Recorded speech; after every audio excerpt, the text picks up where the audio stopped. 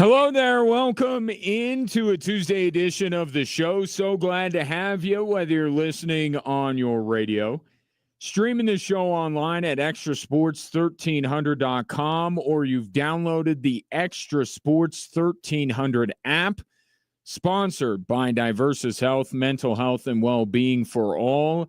A veritable cornucopia of sports and sports-adjacent topics coming your way over the course of the program. 719-247-1313 is the number if you want to call or text into the show. Also, keep that number handy for winning prizes like tickets to various sporting events in our fair city. So the Broncos have made their final roster cuts, as everyone across the NFL has, so we'll get into that. We will get into the story that transcends not just sports or music or pop culture, but space and time as well. But I start with Deion Sanders. And I am fascinated to see what this season brings in Boulder, for a lot of different reasons. But going into it, I'm interested to see if Deion changes at all. I know he's not going to do a 180. But, when you can go into any game you play, regardless of the sport, and know that on any given night, you have at least the best player on the field or court, and maybe in a lot of cases the second best, as the Colorado Buffaloes have had in recent years. That breeds a lot of confidence. Right? For the last 2 years, Deion Sanders, well, even before that, let's not forget when he was at Jackson State. He had, without question, the best player on the field, and that was Travis Hunter. And more often than not, way more often than not, he also had the second best player on the field in Shedeur Sanders. He has neither. And I know Deion Sanders is never going to lack in confidence, but as he met with the media today in his first really pregame press conference as the Buffs will take on Georgia Tech on Friday, I wondered, would it be toned down at all given the uncertainty around this football team? And I got my answer pretty early on. We understand what we have, and we're excited about that. We don't think we lost. We think we gained. Sure, there's a couple athletes that were phenomenal, but I think and I've been saying this for quite some while, we have a better team. We have a better team, which I don't know if you've noticed, that is not the general sentiment held by people who cover the Big 12 and college football. So it begs the question, why does Deion Sanders think that without Travis Hunter and without Shedeur Sanders, that this Buffs team is better? Depth.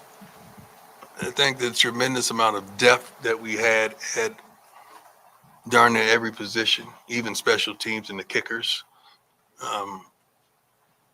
I'm proud of that. I'm proud of the staff that was able to go out and assemble that depth that we have. And that's pretty much the difference, that if this guy goes down, we ain't breaking glass in case of emergency. We straight. And this team should be deeper, right, than they ever have been. This is year three of Coach Prime not being hard to find.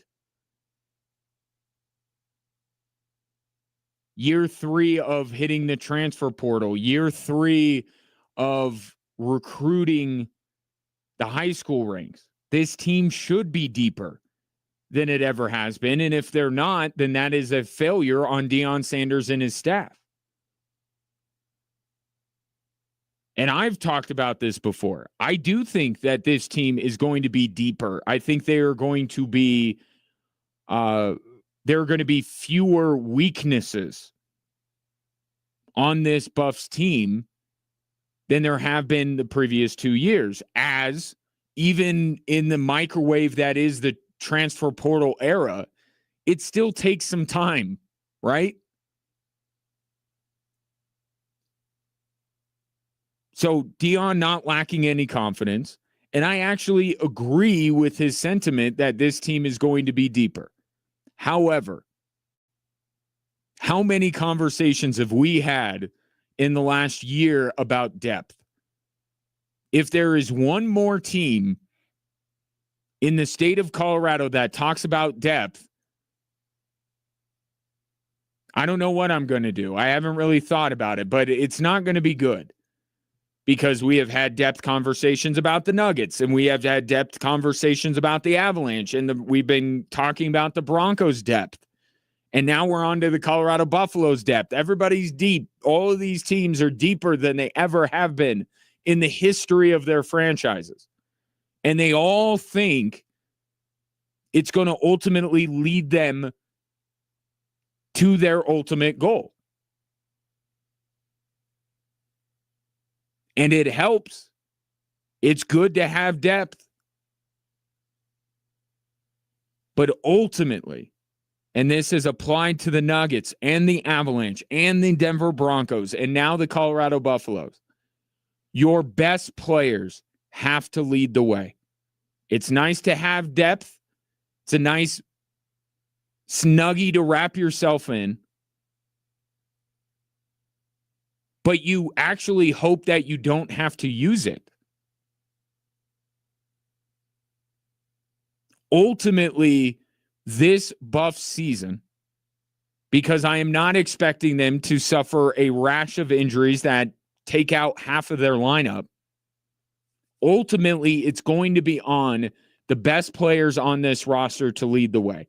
And there's an easy first place to go when looking at the Buffs' chances this year, and it is the quarterback position. And Deion Sanders has named his starter for Friday. K. Salt is going to start. You guys knew that. I don't know why you played a play. He was going to start. The kid has a ton of experience, dual threat. He can throw the heck out of the ball as well.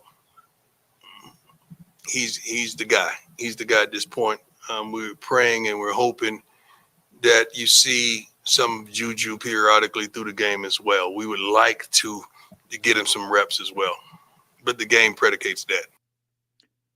So setting aside the two QBs, because I don't like that, and I don't think the Georgia Tech game is going to dictate that, hey, let's bring in Juju Lewis for a drive. I don't like that. That, to me, I just hope that's a little carrot that he's dangling in front of Juju and telling him to stay ready. Okay, Caden Salter's your guy. That's who you're going with. Let's not do this thing. Everyone thinks that they got Tebow and Chris Leak and they can balance the two. I'm sorry. Caden Salter's the guy. And I'm sure that we will see Juju Lewis at some point this season. But I don't see how playing both guys is conducive to the Colorado Buffaloes winning this Friday or winning moving forward. But we'll see if Juju Lewis does enter the contest at some point on Friday. But ultimately, it's Caden Salter. And this is who I said, because of the stakes of this season, because everybody's looking at Deion Sanders and saying he can't because he doesn't have Travis and he doesn't have Shedeur. I didn't think he was in a position where he would want to gamble, as talented as Julian Lewis is. My thought all along was that he does not want to gamble at all with this upcoming season. This is a significant season for this grand experiment that is Deion Sanders at the major Division I level. The bottom cannot fall out of this thing. And the best way for that to not happen is for them to put a guy behind center that has done it before. And I get it for Caden Salter, and this is the question with him. These are brighter lights.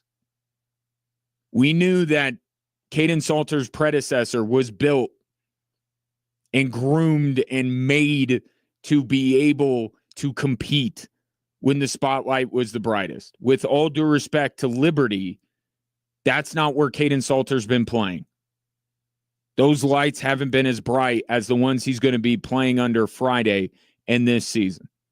And we talk about the pressure on Deion Sanders. There's a lot of pressure on Caden Salter. Right? Because you could throw out your, Shedeur jersey retirement jokes out if you want. Shedeur Sanders was about as good as it got at the quarterback position for that program in years. So there is pressure on Caden Salter. The lights are going to be brighter than they ever have been on Caden Salter.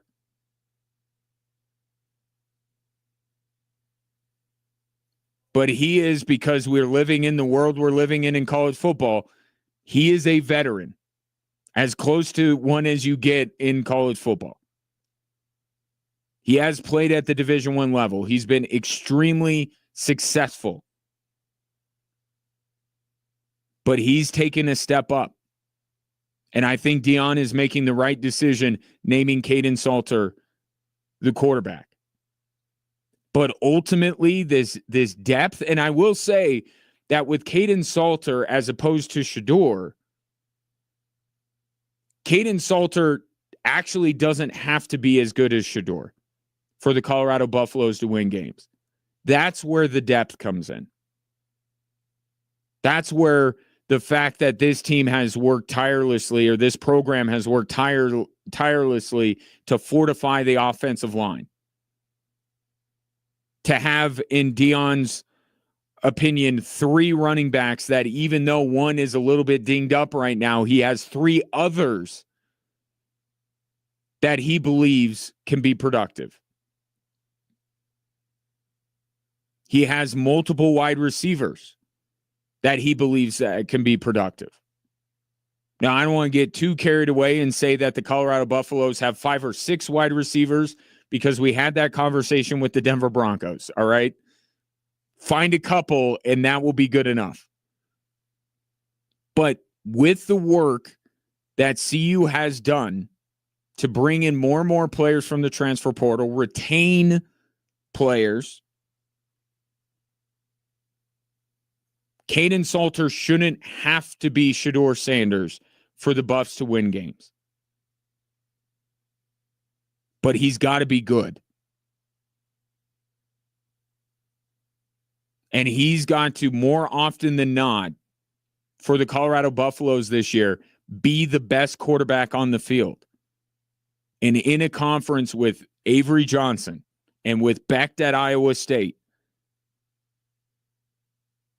and with Sam Leavitt still in Tempe,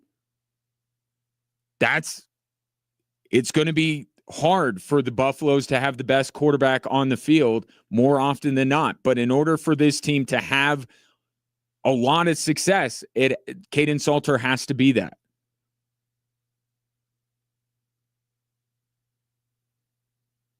Football is the ultimate team sport, but I will start with the quarterback and ask the question, do I have the better quarterback in this matchup? And if I do, that's the team I'm going with. Can Caden Salter be that enough for the Colorado Buffaloes to do what they did last year? Because you want to talk about a huge success of this a season, a ceiling floor situation. If the Colorado Buffaloes essentially do what they did last year, be in the conversation for the Big 12 title, go to a bowl game, as Deion Sanders has said, they want to bring Miss Peggy to a bowl game and win. So I guess there's that additional part of it. But if this Colorado team, losing Travis Hunter and losing Shador, can basically end up in the same spot they were last year, I don't know how even the most staunch haters of what Deion Sanders is doing in Boulder can look at that as anything other than a successful year. But Deion Sanders not changing his tune. In fact, he sounds like he believes more in what he's doing and what this program is than even when Shador and Travis were in Boulder. Take your thoughts. 719-247-1313. Just getting started on this Tuesday edition of the show. Coming up next, why the world's most powerful couple will mean the end of the NFL's most powerful couple.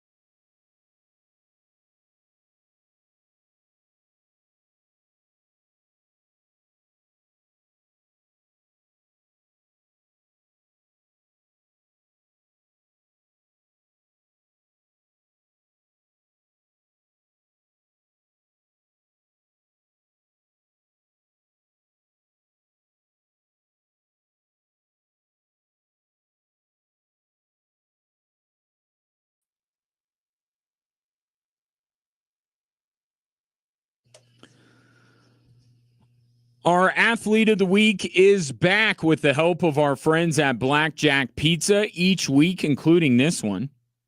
Go to extrasports1300.com to nominate a deserving prep athlete in our area. And then each week you will vote on the finalists and the winner. The top vote getter will join me on this radio program. So if you don't mind, love to take your nominations. Extrasports1300.com for our athlete of the week, sponsored by Blackjack Pizza. You have no doubt heard the news, and I would say, unless you've been living under a rock, but I hear that people are overturning rocks and yelling very loudly at anyone underneath them about today's news that Travis Kelce has proposed to Taylor Swift and she has accepted. The significance of this is that the world's most powerful duo, which is Taylor Swift and Travis Kelce, will bring an end to the NFL's most powerful duo, which is Patrick Mahomes and Travis Kelce. And with it, will bring the end of the Chiefs dynasty as we know it. And this is not a Yoko Ono situation. Please don't misunderstand me. I am elated for the happy couple.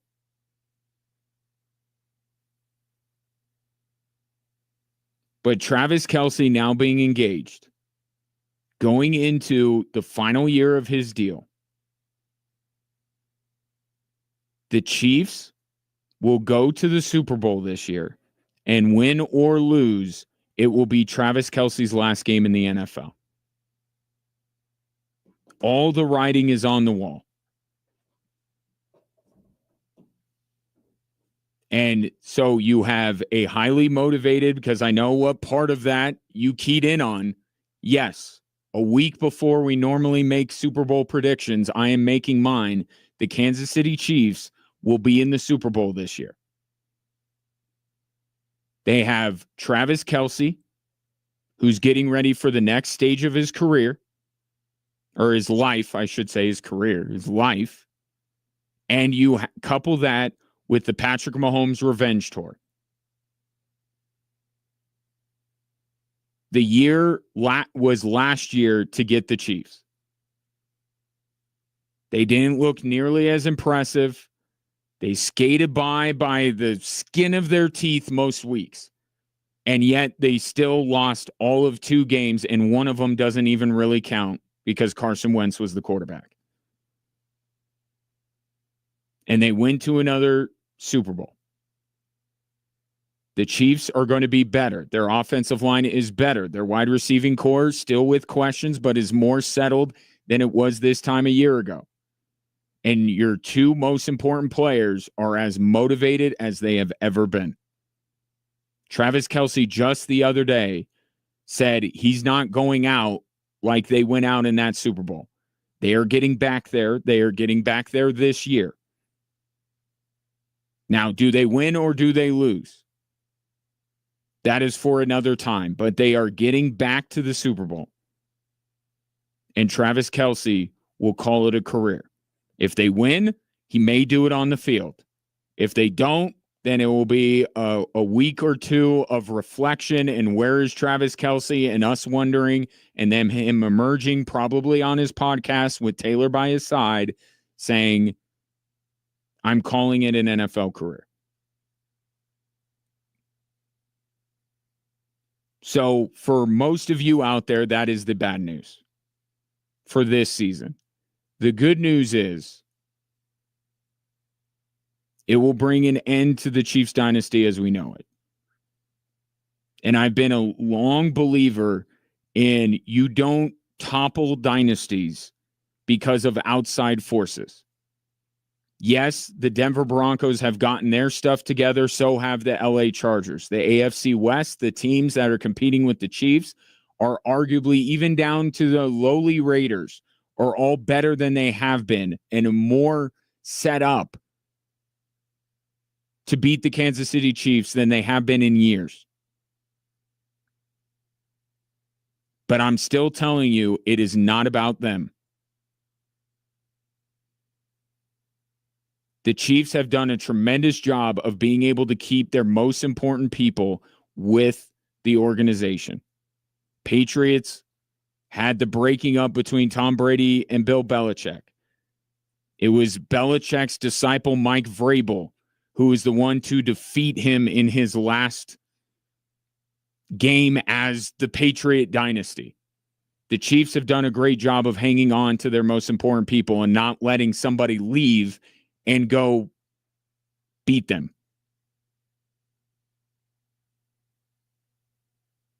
But Travis Kelce is going to retire after this year.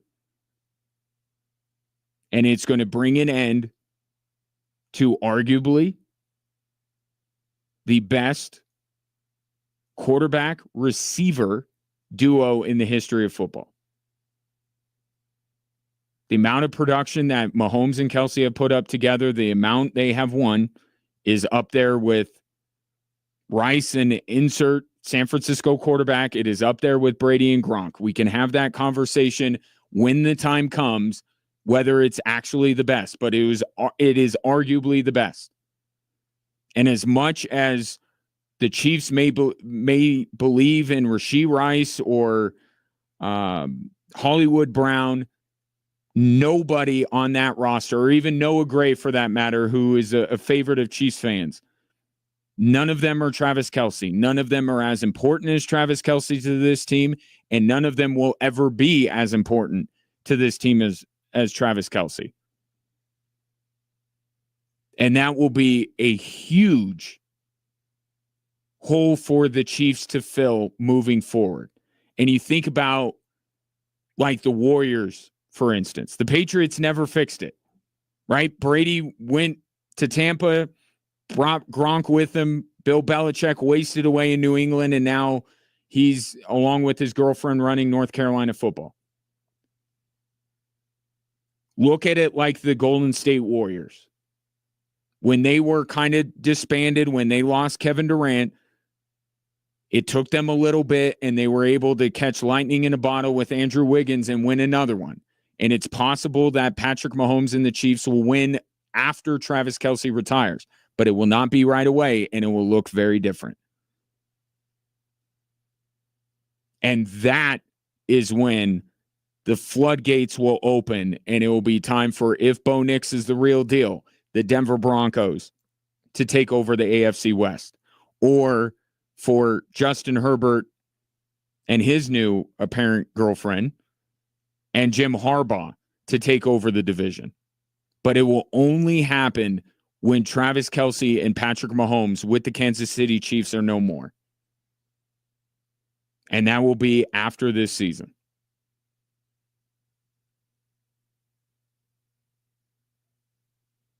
Patrick Mahomes also, by the way, is due to make $50 million more than he is making this year. Yes, he'll restructure. But this Chiefs team, it's not a last dance feel to it, really, because Patrick Mahomes will be in Kansas City long after Travis Kelce.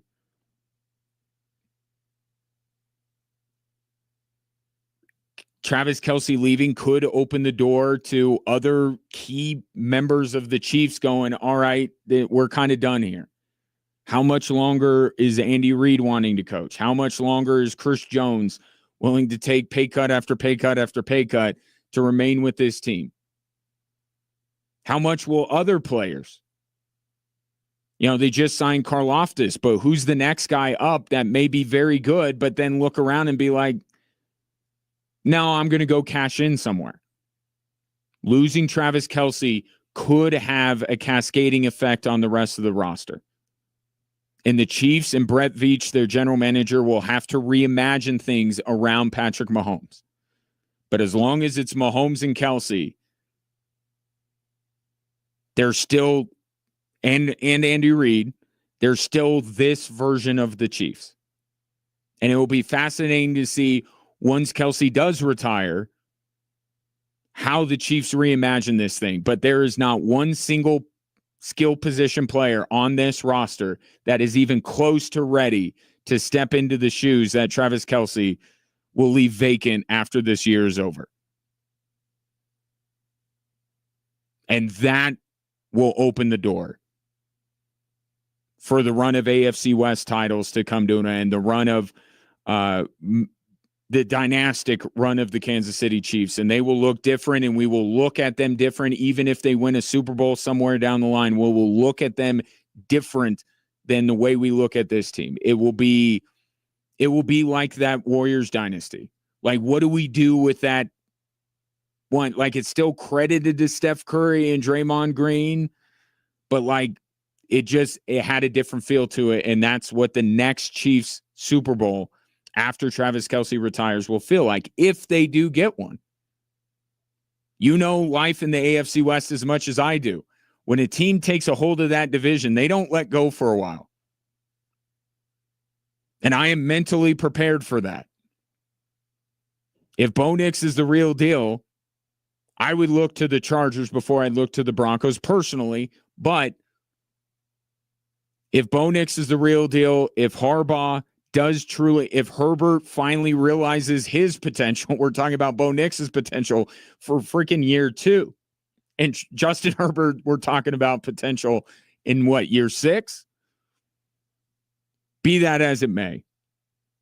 Life in the AFC West, for most of my life, it has been one team for a very long time, and then something happens to them. Usually someone retires, whether it be John Elway or Peyton Manning, and the next team steps up and fills that vacancy until they are done with it, and then a new power rises. So I would not be shocked if once the Chiefs ultimately relinquish their stranglehold on the AFC West, if the team that ultimately takes it from them holds on to it for a while. But that's not this year. 719-247-1313. Take your thoughts. Cut down day across the National Football League. Outside of Denver, perhaps the most eyeballs from this area are on Cleveland. What have they done at the quarterback position before today's cut deadline? I'll tell you next on Extra Sports 1300.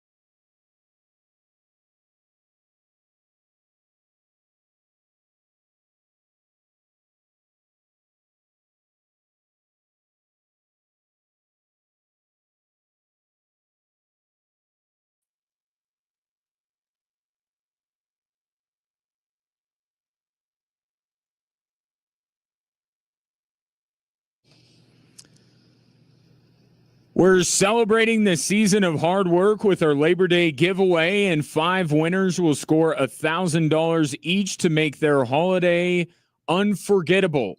You can book a weekend getaway, host the perfect backyard bash, or whatever you want. I don't want to tell you how to spend your money. Head to extrasports1300.com to enter this national contest for your chance to win. Yes, I guess my big takeaway here, and I know I roll about the Travis Kelce, Taylor Swift news. And look, I am not anyone to lecture anybody about taking joy in life because I don't do it nearly enough. And I can be curmudgeon-y at times. And perhaps I have a soft spot for this couple that you do not have. So I'm not going to lecture you. All I'm going to say is it'll get worse, but then it will get better. This is Travis Kelce's last season in the NFL, which means the last season where you will watch a game and you will see a ton of Taylor Swift. But this year, you will see a lot of Chiefs winning. And you will see a lot of Taylor Swift. It will get worse if you're anti-Kelce Swift. It will get worse before it gets better.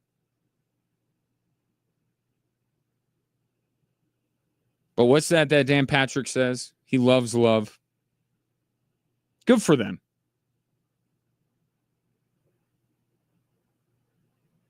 And at a later date, we can get into best couple in the AFC West, whether it's Travis Kelce and Taylor Swift or Madison Beer and Justin Herbert. So stay tuned for that.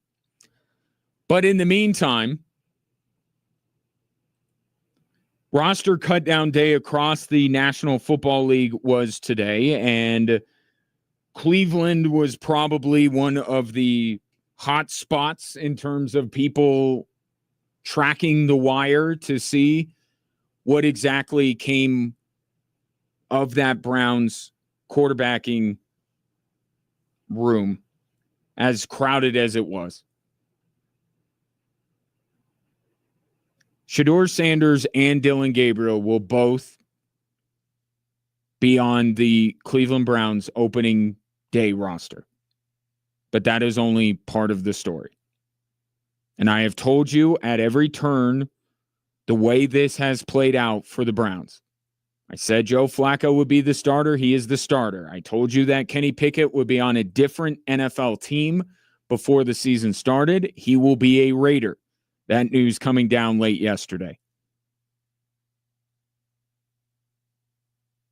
And the big news out of Cleveland actually does not make me deviate from my third prediction about the Browns quarterbacking conundrum, which is when the season ultimately is doomed to be at an end, right? Or deemed.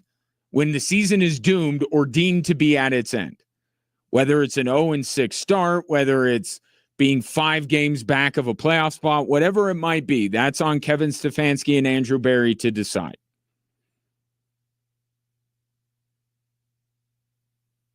But I have said that when that day comes, it will be Shedeur Sanders who will be the next man up.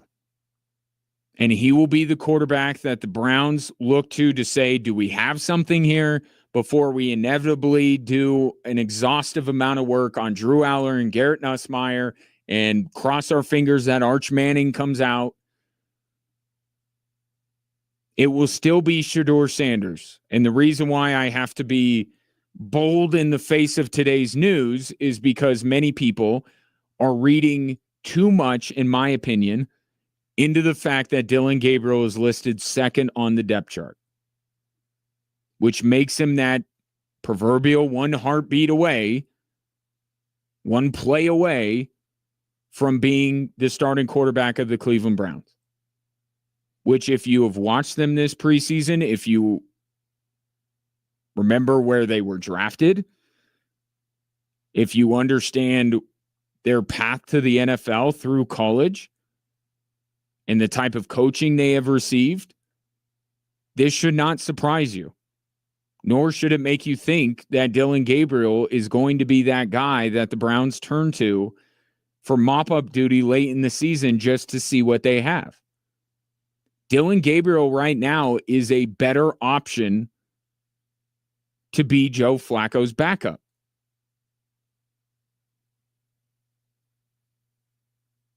And there are a few different reasons why. One is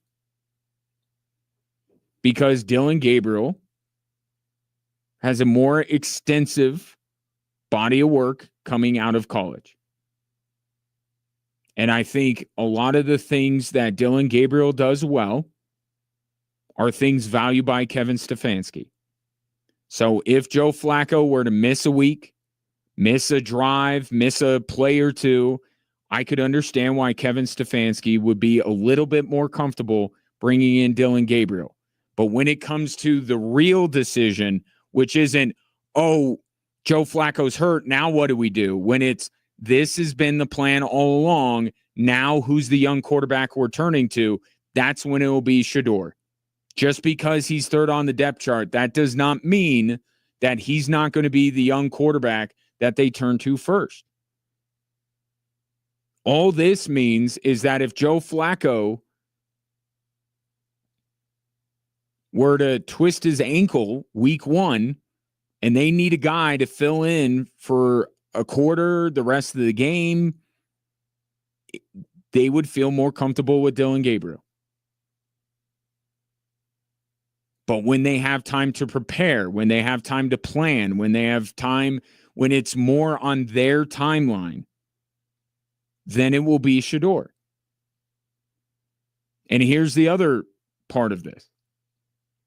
What the Cleveland Browns have found out, and there's no way that you can fully comprehend what you are inviting into your organization when it comes to the Sanders family until you actually do it. I mean, if you're a Colorado football fan, or even if you're a Colorado football observer, did you understand like truly what Deion and Shedeur coming to Boulder would entail? The amount of attention, even it was going to be notable. It was going to put Colorado football back on the map. But the fervor in which their arrival was met with, the amount of attention, the amount of prolonged attention. For Pete's sake, every major network college football pregame show all came to Boulder once that first year. They said, forget about what we're airing. We're going here, and then we'll go to our game in, Eugene later. But we want to be in Boulder. I would say that the Sanders family arrival in Boulder has exceeded my expectation when it comes to, and you could call it a circus if you want. You could call it just scrutiny, whatever it is. You characterize it based on your feeling towards CU football in the Sanders family. But it has to be more. There was more attention. They were talked about more than you ever could have expected. And they had some staying power. It wasn't just, hey, week 1, let's just be there, like Monday night's going to be with North Carolina, where a lot of people are going to be very curious to see how it all looks with Bill Belichick. From a local perspective, the Bill Belichick effect is going to be similar, but not the same as Deion Sanders. They'll get some of that. They'll certainly locally, there will be a lot of attention. I don't think nationally, North Carolina will stay in the news cycle the way that Deion Sanders and CU football did the entirety of that first season and even into year 2. It just won't be, but it will be like a lesser version. It will be like Deion Sanders at Colorado Light. Morbid curiosity, sure. Increased interest and support at a local level, certainly. But North Carolina will not be the story throughout this entire college football season the way CU was in year one of Deion Sanders being there. And there are a lot of reasons for it, but one of those reasons is because also Shedeur was there. It wasn't just Deion Sanders. It was the entire Sanders family, including Shedeur, who just so happened to be playing the most important position in football. And it was Travis Hunter, and it was the way that opponents of CU football talked about CU, the whole thing with Jay Norvell and all of that kind of stuff perpetuated it. But one of those reasons was Shedeur, the star. And I don't think Cleveland fully understood or fully comprehended, no matter whose idea it was, whether it be Andrew Berry's, Kevin Stefanski's, or Jimmy Haslam's. I don't think they could fully comprehend what they were inviting into their organization. And the reason I bring that up is because once you let that genie out of the bottle and Shedeur steps onto the field, there's no going back. There's no going back.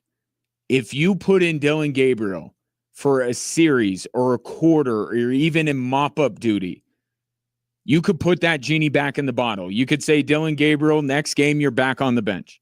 But once you put Shedeur Sanders in the game,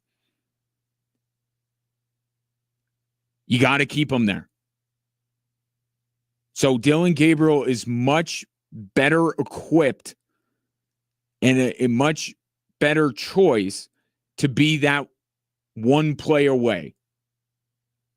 But if Dillon Gabriel comes in, and I'm sure if Dillon Gabriel plays well, there will be people in Cleveland or elsewhere saying Dillon Gabriel should start. But that's, again, it'll be easy for Kevin Stefanski to just say no.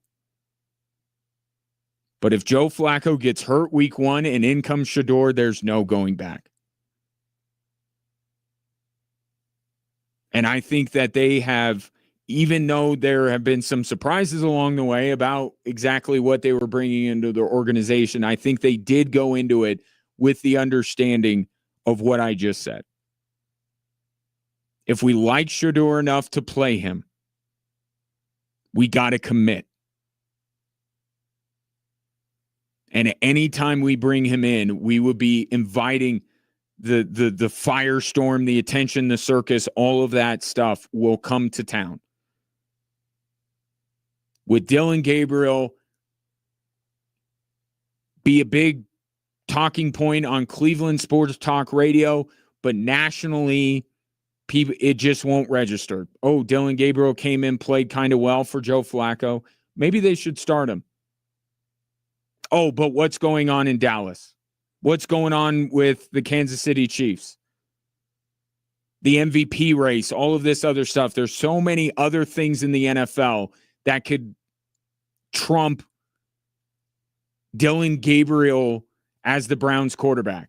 But not a lot of those things will be put above Shedeur Sanders being the quarterback of the Cleveland Browns. So we are still very much on track for how I said this whole thing was going to play out. And Dillon Gabriel being the second quarterback on the depth chart doesn't change my mind. When Cleveland is ready to invest in a young quarterback to see what they have before they go into the next year's draft with all of these picks and all of these quarterbacks, it will be Shedeur Sanders.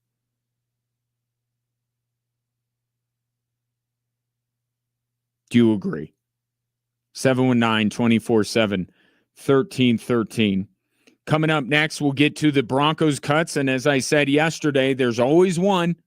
There's always one that will make your eyebrows raise a little bit. And there was today for the Broncos. I'll tell you what that surprise cut was next on Extra Sports 1300.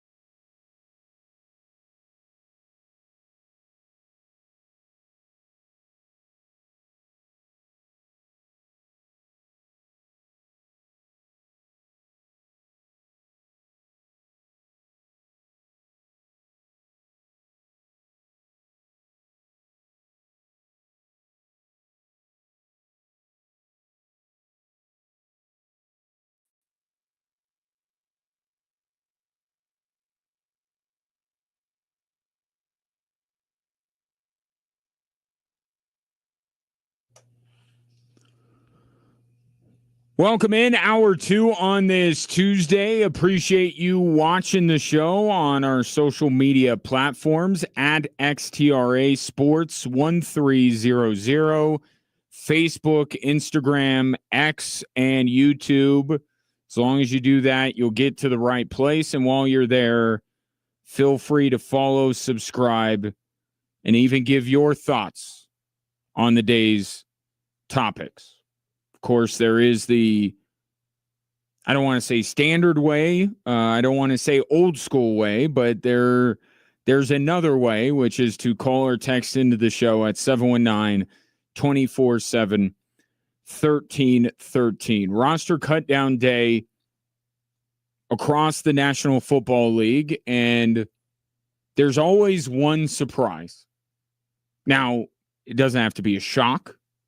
Doesn't have to be a name player, but if you follow a particular team, it is more probable than not that at least one name that doesn't make the initial 53-man roster will surprise you. And with the Denver Broncos, that is the case this year. The most surprise omission from the 53-man roster is LaVale Bailey. This is a linebacker that was talked about highly going into the first preseason game, that he was having a fantastic camp. Even had a couple of plays here and there during the preseason, and given how that could probably be held up, certainly on the defensive side, as the thinnest and weakest position on the Denver Broncos because of the injury to Drew Sanders. They had to bring in Dre Greenlaw to fortify that position. So if there's a guy that has performed at that position, you would think that the Broncos want to keep him. So that's kind of the reaction I've seen people have about the cutting of LaVale Bailey. And I'll say that I was surprised by it. I was. Again, the things people were saying from Broncos camp, it almost felt like LaVale Bailey was a lock to make the roster. But when you really think about the guy that got the spot over him, it does make sense. Kareem Reed will, first and foremost, because I know this is very important, will now make it 21 of 22 years that the Broncos have had an undrafted player, undrafted rookie, more accurately, to make the roster. Kareem Reed signed as an undrafted free agent out of Utah. He's going to get LaVale Bailey's spot. And I have not talked about Kareem Reed. I have not said his name once. He has not been a media training camp darling by any stretch of the imagination. But when you think about these preseason games, it actually makes a lot of sense, and it's a good thing that Sean Payton is doing. Allow me to explain. Kareem Reed, while not talked about a lot at the joint practices or the regular practices, Sean Payton wasn't asked about him a lot. Think about it. Covers the fumble against the Saints. A couple weeks before that, he intercepts the pass. I think one of the reasons why Reed is making this roster is because he has performed at a higher level in the preseason games. And that's the point, that's the argument I have made about Jordan Jackson making this roster over Uruzurike. Because when I watch Denver Broncos games, when they're both active and participating, I notice Jordan Jackson more because he's making more plays. He's in on more tackles. I understand Aruzarike was a draft pick. Aruzarike had a high ceiling, but I said this as recently as yesterday. At some point, if Sean Payton is someone who takes a lot of pride in the preseason, puts a lot of stock into what he sees in the preseason games themselves, then he should reward a player regardless of the path he took to get to the Broncos with a roster spot. It's an argument made about Jordan Jackson, and I think it's the argument that Sean Payton is making about Kareem Reed.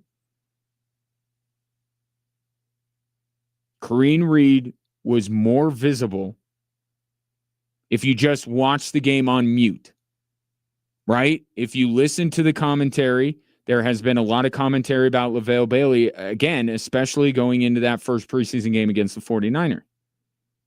And yet it was Reed who had the interception. And I don't think LaVale Bailey played poorly, but Reed flashed more, had bigger plays.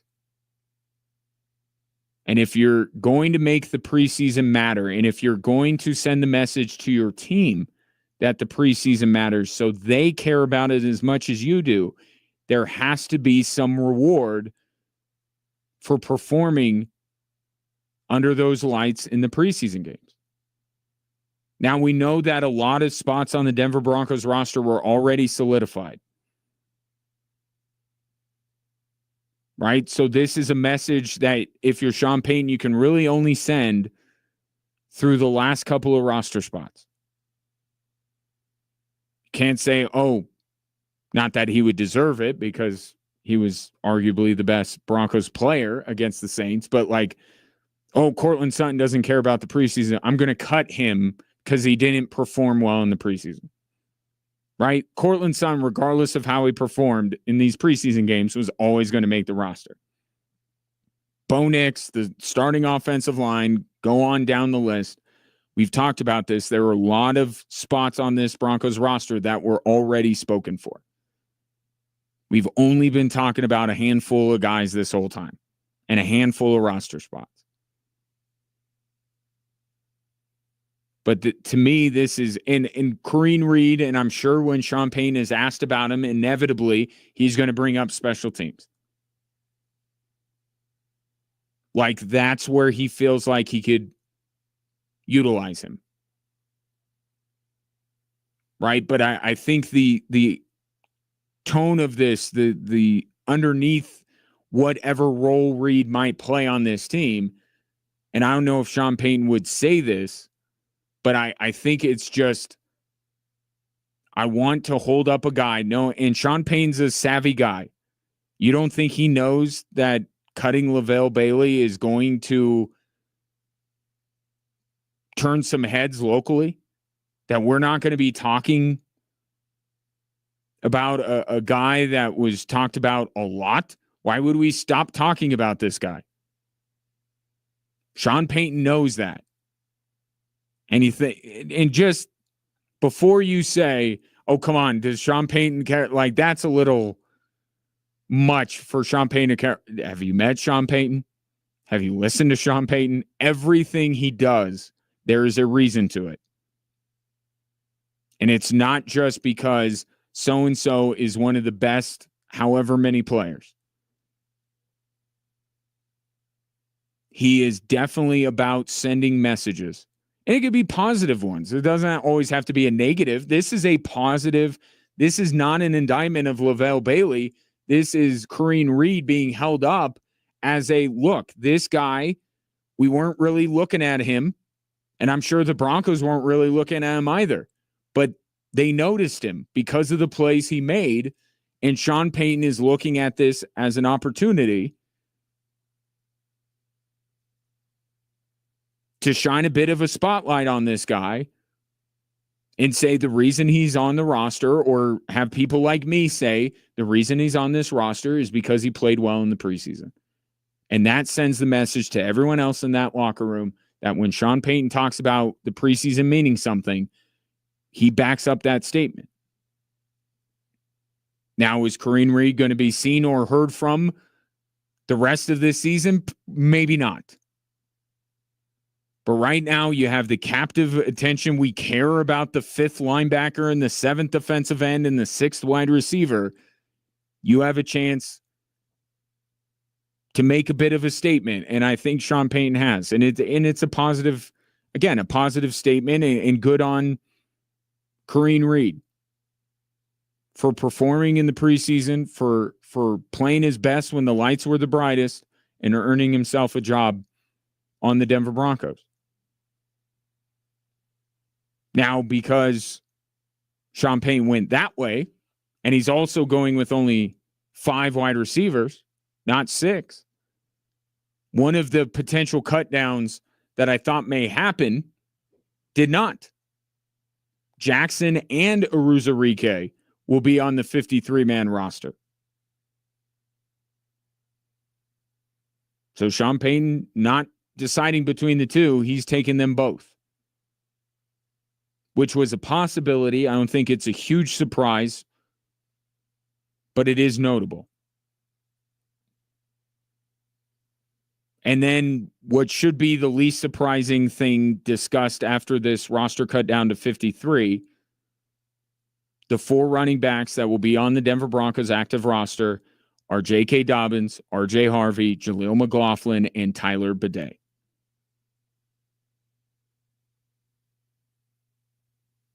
And it shouldn't be shocking at all, because yesterday they cut Audric Estime and Blake Watson got hurt. So even by process of elimination, Tyler Bidet was the last man standing. But we've been talking about Tyler Bidet and why he'll make this roster for a couple of weeks now. And you saw him against the Saints run back that kick, give them some depth. The Pee Wee Herman phrase of the day that sends everyone into a frenzy. We talk about depth with the Broncos and the Buffs and the Nuggets and the Avalanche constantly. But it gives them someone behind Marvin Mims to return kicks.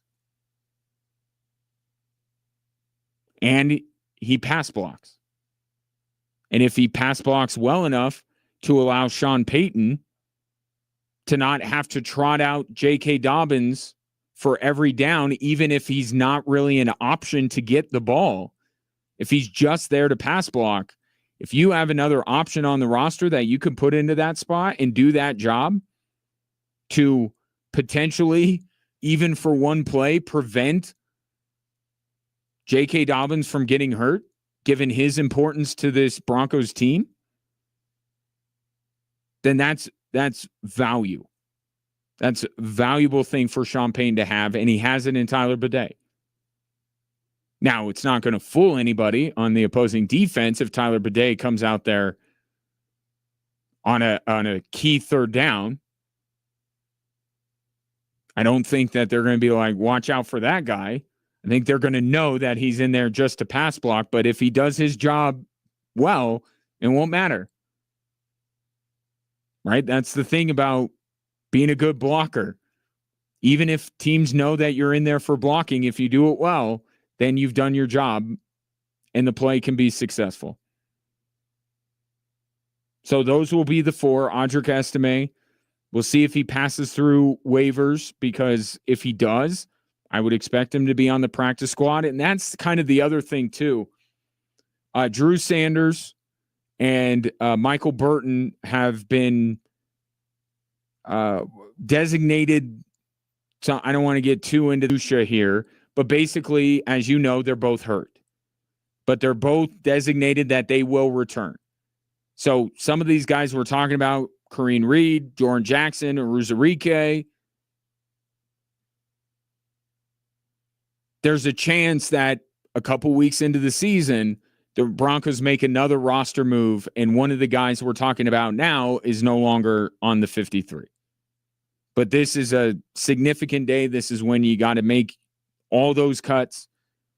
And it's a significant day for everybody included on that 53-man roster, especially the guys like Kareem Reed, whose future in the NFL was anything but guaranteed. So the Broncos 53 is now set. Kareem Reed over LaVelle Bailey. It will be McLaughlin, Harvey, Dobbins, and Bidet as the halfbacks. Jordan Jackson and Aruzarike will remain on the team for now. And only 5 wide receivers will be on the Broncos' initial 53. Take your thoughts on it. 719-247-1313. Coming up next, I heard an interesting yet troubling stat when it comes to first-round quarterbacks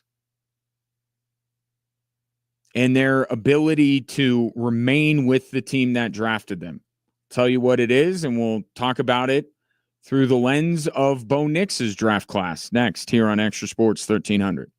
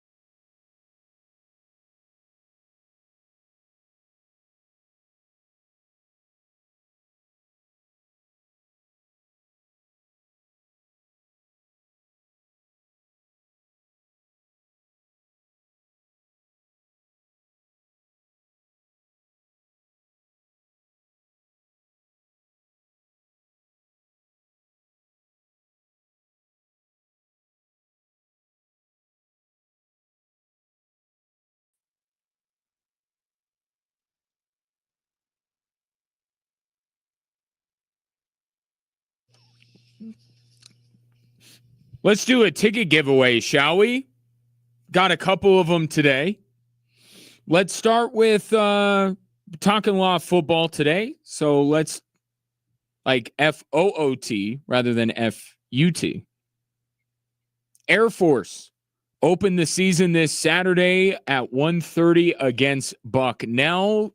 The cadet wing is back, leading to the best pregame in all of college football. If you would like to go and take 3 people that you can stand to spend 3 hours with, be the 13th texter to text Falcons and your name to 719-247-1313. And the 13th texter, I think I said 13th texter already. Can throw it out again. You'll win a 4-pack of tickets to see Air Force host Bucknell this Saturday. Speaking of, you will hear from Air Force head coach Troy Calhoun. He was not as decisive when it comes to his starting quarterback, but you'll hear his reasoning and his plan for his 2 starting quarterbacks. They did the or thing on the depth chart yesterday, and you'll hear Troy Calhoun's plans for his quarterbacks and why he didn't choose just one like Deion Sanders did today, naming Caden Salter as his starter, which we'll get back into that topic a little bit later. Speaking of quarterbacks, heard this troubling statistic,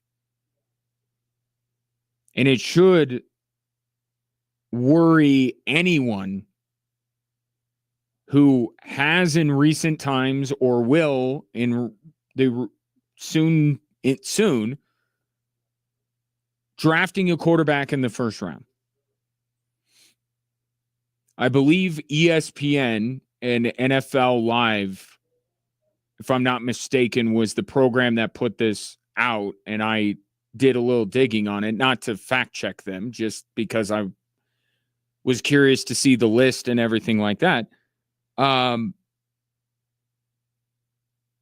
Half of the quarterbacks, there have been 60 quarterbacks who've been taken in just the first round from 2000 to 2020. Half of them did not get a second contract with the team that drafted them. That is stunning. Even when you think of some of the huge misses that have gone on over that span of 2 decades, still to hear that half of the quarterbacks who were drafted in the first round between the year 2000 and 2020 did not even get a second. We're not even talking about whether they were successful, whether Hall of Famers, all these conversations that we're, having when it comes to like Bo Nix or Jaden Daniels. We're just talking about a guy getting paid by the same team that drafted him in with their top pick just 5 years earlier. That is a sobering statistic in the world of the National Football League. And if you dig deeper into it, which like I said, I did, you will see that if not for that 2020 draft class, or that 2020 first round draft class, to be more precise, it would be less than 50%. Because if you remember, all of those quarterbacks got a second contract. It was Burrow, it was Herbert, it was Tua, it was Jordan Love. They all got a second contract. And again, we could, debate whether those teams made the right decision with those guys. I think one may have a bit of buyer's remorse at this point, but the fact of the matter is the Dolphins gave Tua that second deal, as the Chargers did Herbert, as the Packers did Jordan Love, and as the Cincinnati Bengals did Joe Burrow. So without all of those guys hitting, in fact, it's 6 of the last 7 first-round quarterbacks at the end of that time got a second deal to kind of raise it up to 50%. It had to go up to 50%. And the reason why, obviously, the data stopped in 2020 was because there are a lot of guys since then that are not eligible yet to get their second contract. But if you look at the quarterbacks, it is a graveyard.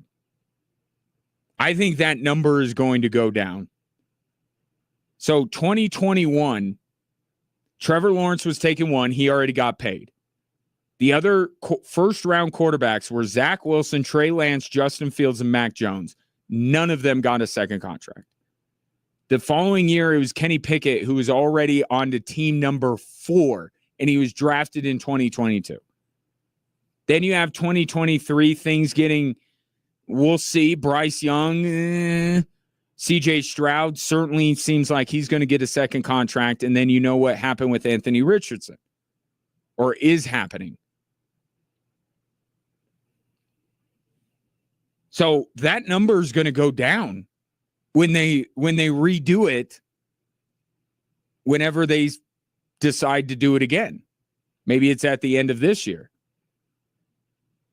Trevor Lawrence and C.J. Stroud might be the last two standing, or the last two to get paid.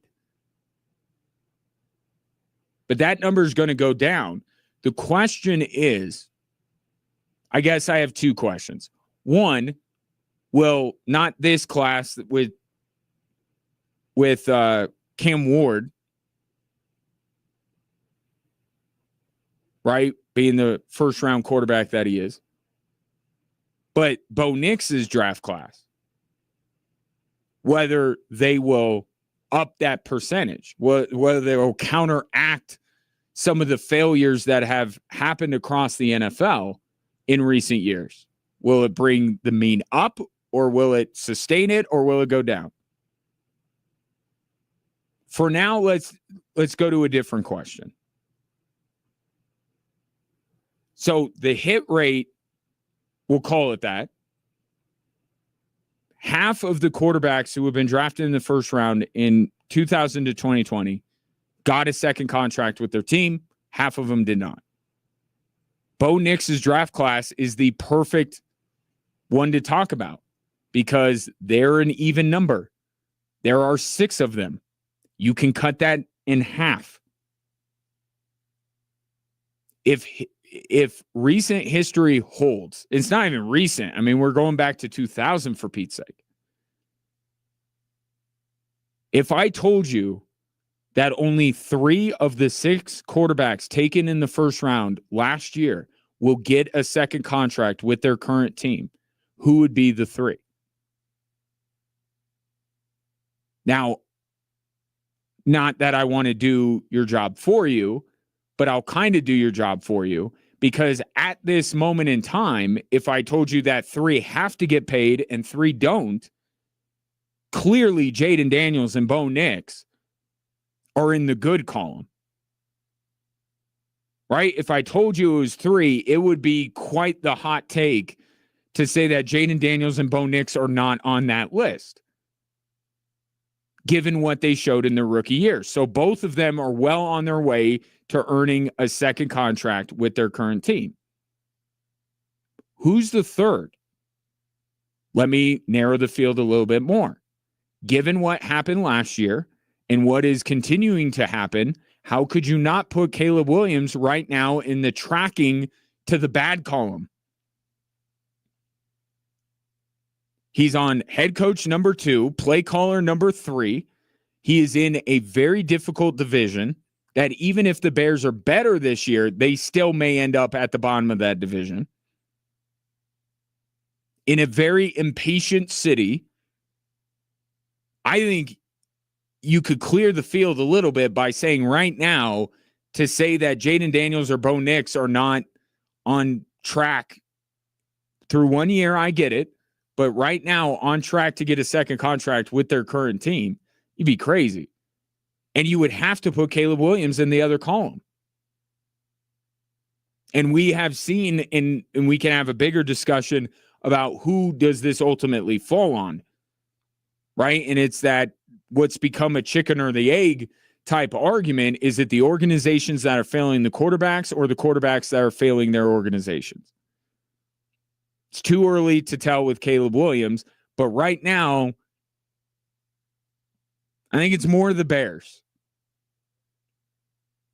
Right? You retained Matt Eberflus when you had an opportunity there to make a clean break. You were going to, you had the number one pick. You could have, not like Eberflus did anything to make you feel bullish on his future. You could have cut him then, brought in a new head coach, an offensive-minded coach to get Caleb Williams off to a good start.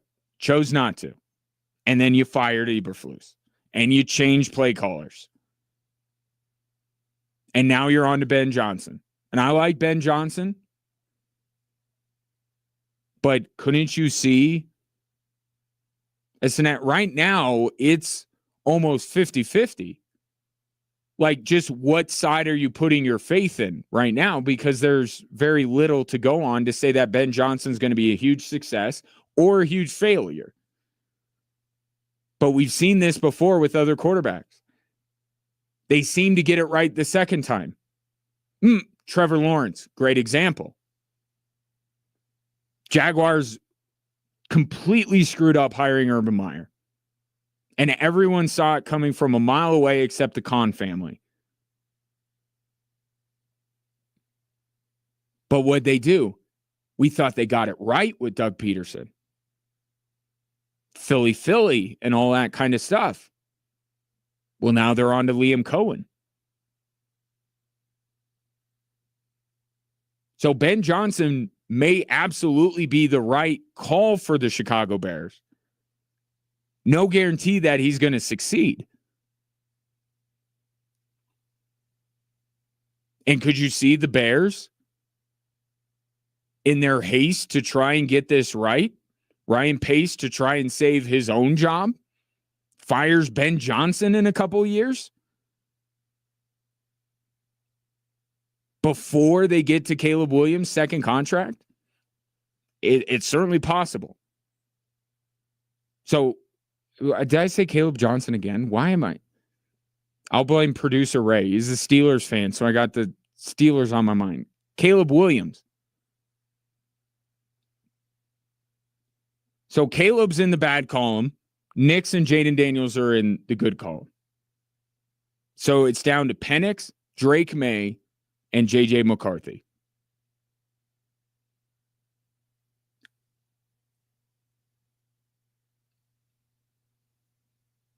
I think when I was doing this earlier, I cleared the field a little bit more. And there's not a lot to go on with any of those other three guys. Right? It's definitely too early to tell. They haven't even set themselves up to be going down either path. We didn't see J.J. McCarthy at all. We saw very little of Drake May or Michael Penix. But just looking at the situation they have found themselves in. How many years now have we been talking about the Atlanta Falcons being this high-powered offense? They got Bijan. They got Pitts. They got Drake London. Now Michael Penix takes the reins. For an organization that has shown they don't care what you think. If they like a quarterback, they're going to take him. I would say the situations that these other quarterbacks find themselves in, I could see Atlanta getting very impatient with Michael Penix because of the perceived talent he has around him.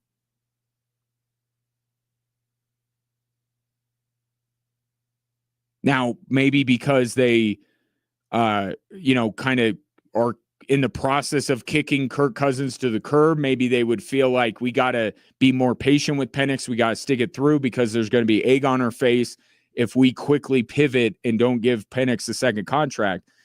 But again, we're playing by the rules of 3 have to get a second deal and 3 don't.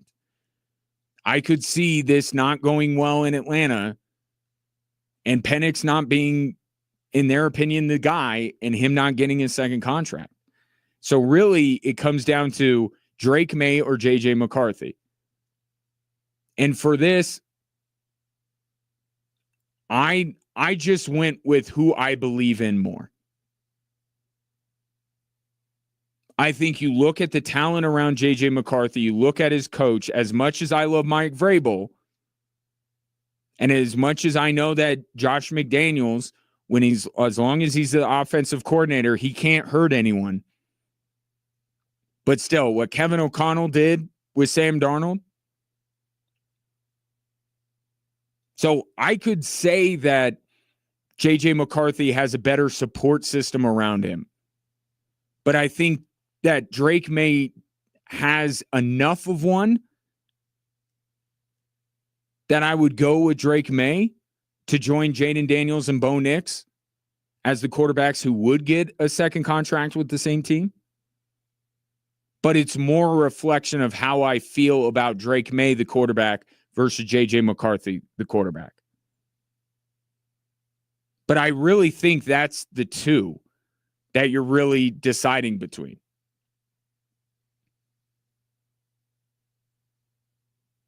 And Atlanta has kind of acted on a whim recently, and they have a bunch of skill players that we've all drafted very high in our fantasy leagues and have felt like idiots doing it, yet we do it again year after year after year.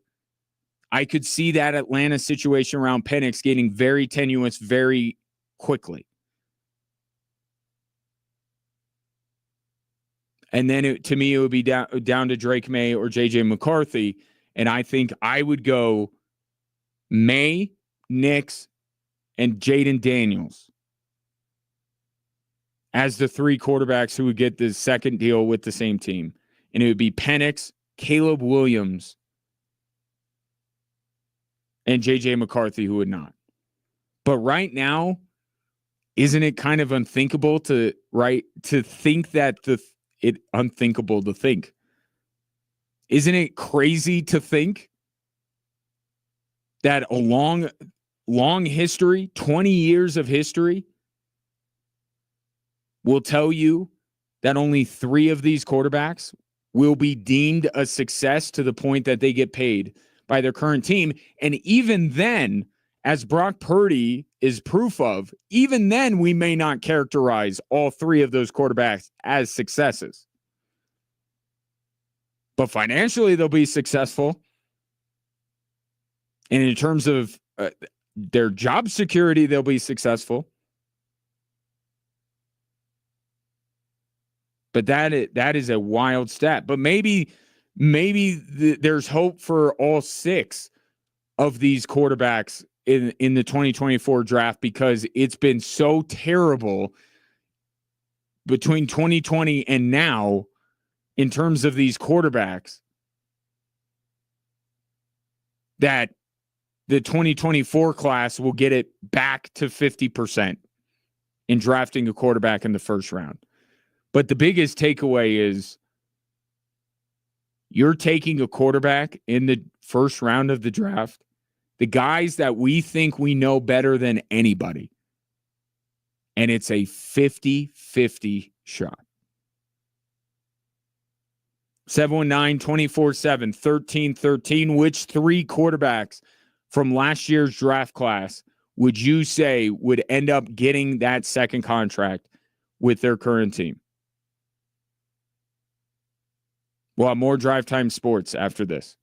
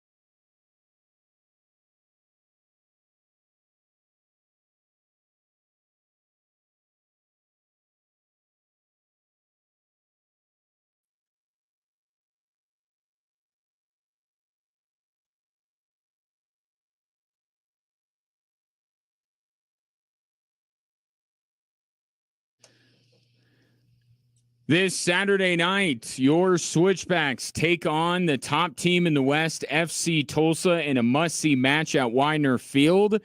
It is Cyan night, so wear your Cyan gear and bring the energy. Kickoff is at 7. Seats going fast. Get yours now at switchbacksfc.com. I'll be giving away tickets to that match coming up next hour. In the meantime, I want to congratulate Dan for winning the 4-pack of tickets to see Air Force taking on Bucknell Saturday. And just, Dan, invitation. I'll only be slightly offended if you don't stop by Falcon Alley. I'll be out there with our friends from Frank Azar. We'll be doing that at home games this season. Won't be me all the time, because, as you may know, wear a lot of hats. Be on the road, maybe with Air Force women's basketball, maybe have a Switchbacks game closed. But this Saturday, I'll definitely be out at Falcon Alley with our friends from Frank Azar, the Strong Arm. Invite you to come by as you're making your way into the stadium, or just as you're milling around waiting for a kickoff. There was another quarterback. It wasn't really a stat. It was more of an opinion. I don't know about you. If you're on Twitter, the For You page, the For You feed, you can scroll that thing for a long time and be like, I just wasted mine. There wasn't one thing on here that was worth my time. Elon's got to tweak that algorithm. But because it's just right there, it's the people that I follow, and if I just make one little click, it goes over the people I don't follow, and I find out there's a reason why I don't follow these people. But every once in a while, one of these nameless, faceless Twitter users will say something, and I'll go, that's interesting. Case in point, in Tampa, Kyle Trask was released by the Buccaneers. You remember Kyle Trask, don't you? University of Florida. Thought very highly of him. Could he be the successor to Tom Brady? Think about that. He was brought in with the idea that maybe he could succeed Tom Brady as the Buccaneers quarterback. Well, he's been cut, which is fine for the Bucs because they have Baker Mayfield. But this nameless, faceless Twitter user, I don't know if it was algorithm for me, maybe it's you that said this. Proximity, don't they take that into account? Anyway, says drafting quarterbacks on day 2 is the biggest waste of time. None of them work out.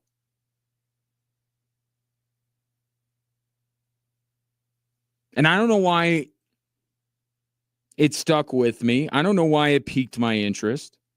I see football takes like that, a myriad of them all the time, and I don't give them a second thought. But that one kind of stuck with me. And maybe it was just because I was already thinking about this, the fact that 50% of quarterbacks taken in the first round don't get a second contract with the team that drafts them. But maybe I was just on like kind of a quarterback kick. So I decided to look into it. Not any real numbers, but this was just an opinion. It never works. Okay, I'll look into it, which I did.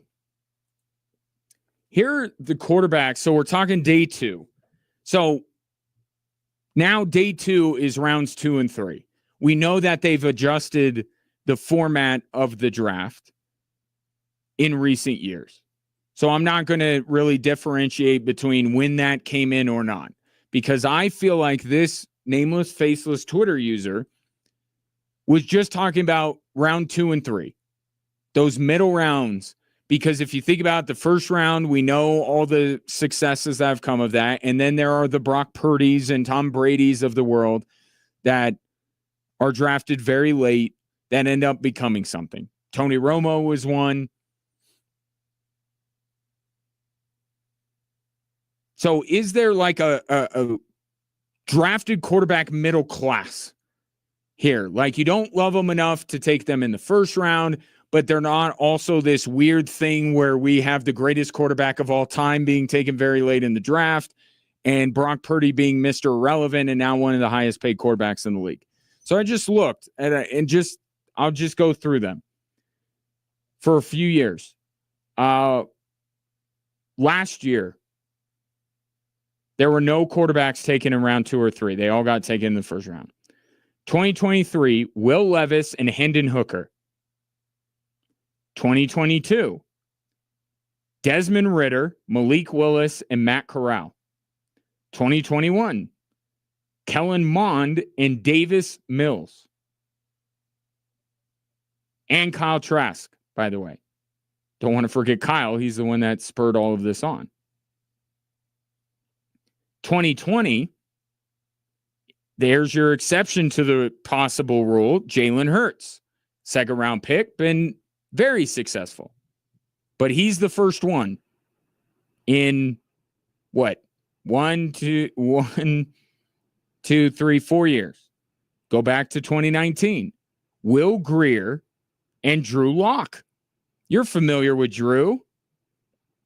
Was he a success? 2018. Only one quarterback was taken in round 2 or 3, and it was Mason Rudolph. In 2017, it was Deshaun Kaiser and now current Broncos quarterback coach, Davis Webb, along with C.J. Beathard. Not any winners there. 2016, Christian Hackenberg, Jacoby Brissett, and Cody Kessler. Jacoby Brissett had some staying power, but never been a guy. So we have Jalen Hurts, who is hit. Jacoby Brissett, who's carved out a nice career. And that's dating back to 2016. Everyone else has been, I don't want to say a bust because they're not in the first round. But to this person's point, and like America, if I may be so bold, the middle class is getting squeezed. If you don't, so here are the rules. And I just talked about how drafting a quarterback in the first round is a 50-50 proposition. But that's the best odds that you got when it comes to taking a quarterback. Then you'll get the third day flyers that have it makes no sense, but have a better hit rate than guys taken in the second and third round. So your best odds for taking quarterback, first round, even if it's 50-50. Your next best odds, not round 2, not round 3, day 3. Just be like, hey, we haven't taken a quarterback yet. Let's do it. You have a better chance of hitting on day 3 on a quarterback than day 2 on a quarterback. Which is interesting, isn't it? It's interesting in and of itself. But given one of our previous discussions, one NFL team has 2 rookie quarterbacks. One was taken on day 2. One was taken on day 3. I'm talking about Cleveland. 3 stories that are driving the show coming up next.